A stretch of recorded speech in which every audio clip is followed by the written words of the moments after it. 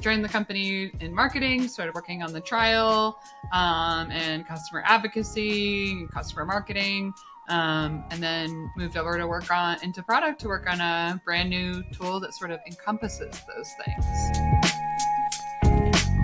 We just had a massive fire hose of feedback going into a Slack channel with some automation on the back end that then send it into a database like Airtable or Sheets or something like that.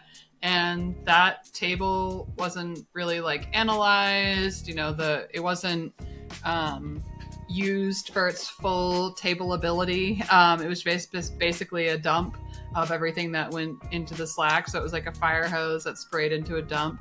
And there was really no like organization. It was hard to tell mostly like what the priority and volume of customer requests were for certain things. Like we could see it anecdotally. Okay, I see there's been 5 requests through this Slack bot in the past 5 days. But what does that really mean in the greater context of the feedback we're getting from sales, from marketing, from customer success? We have the changelog feature. So that's one of the primary ways we communicate feature updates, both like via email, via anyone who's commented on something related to the feature we're releasing. We'll like mark it as closed. They'll get the update there.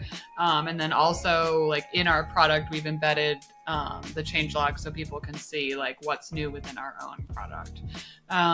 So that has been like a huge boon, very, very helpful to have that and have that going out on a regular basis to keep people aware of what we've been, releasing.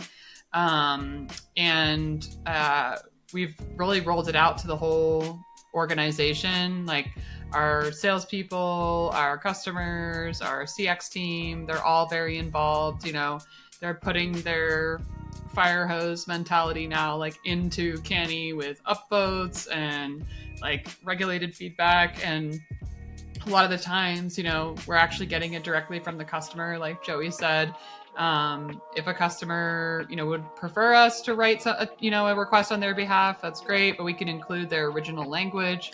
We can include the gong snippet or whatever to make sure that it's exactly what they said in their words. And then customers also are able to go in and do it themselves, self-serve completely through our product. We have a direct way to access and submit a feature request or feedback. And people can also see everything else that everybody else has been asking for and be like, oh, wow, I didn't think about that, but I do want that. I'm going to throw an upvote. And we're using the Slack integration. So we're seeing it all real time as well.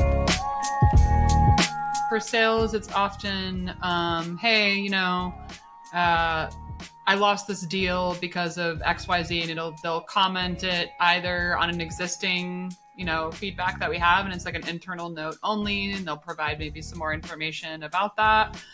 Or they can, check Canny and see, is this something that is already feedback on, and can I have my prospect upvote it, and I'll upvote it.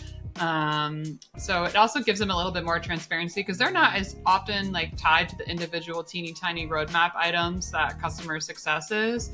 And those questions don't always come up in the sales process, but every prospect is different and sometimes they do. So they do also have their ability to go back and say like, oh, that nitpick you found. Yeah. We know about it and we're working on it. See, like you can also upvote it as well. So I think it's given them like more confidence that they're being heard, and also like their prospects more confidence that, hey, even if I don't like something about this product in the trial, they're working on it.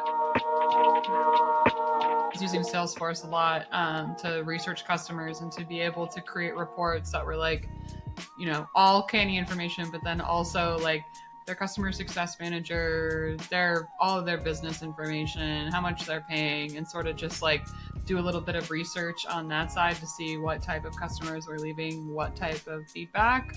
We hadn't had that insight before, so that was really, really helpful.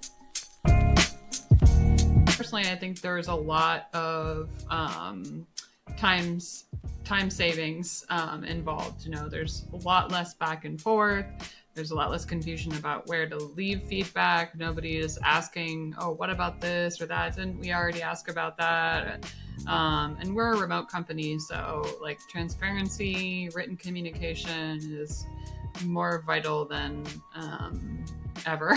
And I think having that with Canny has just reduced a ton of like that, like Joey said, the game of telephone that can eat up so much time, resources, create confusion for the customer, create confusion for our prospect. So I'd say, you know, since implementing Canny, things are so much more streamlined, one central place, and you can see like, and the transparency is there.